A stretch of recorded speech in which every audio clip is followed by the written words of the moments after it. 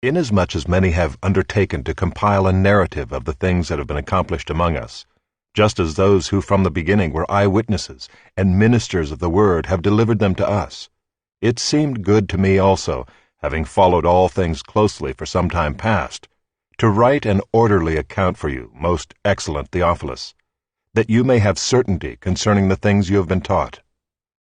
In the days of Herod, king of Judea, there was a priest named Zachariah, of the division of Abijah. And he had a wife from the daughters of Aaron, and her name was Elizabeth.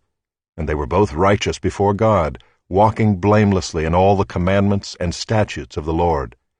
But they had no child, because Elizabeth was barren, and both were advanced in years. Now while he was serving as priest before God when his division was on duty, according to the custom of the priesthood, he was chosen by lot to enter the temple of the Lord and burn incense. And the whole multitude of the people were praying outside at the hour of incense. And there appeared to him an angel of the Lord, standing on the right side of the altar of incense. And Zechariah was troubled when he saw him, and fear fell upon him.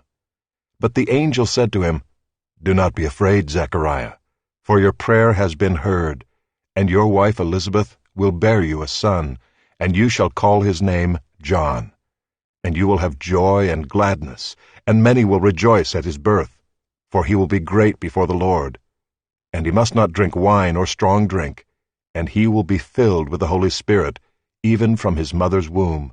And he will turn many of the children of Israel to the Lord their God, and he will go before him in the spirit and power of Elijah, to turn the hearts of the fathers to the children, and the disobedient to the wisdom of the just, to make ready for the Lord a people prepared." And Zechariah said to the angel, "How shall I know this? For I am an old man, and my wife is advanced in years."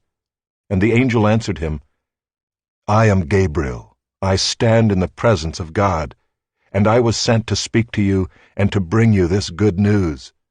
And behold, you will be silent and unable to speak until the day that these things take place, because you did not believe my words, which will be fulfilled in their time." And the people were waiting for Zechariah, and they were wondering at his delay in the temple.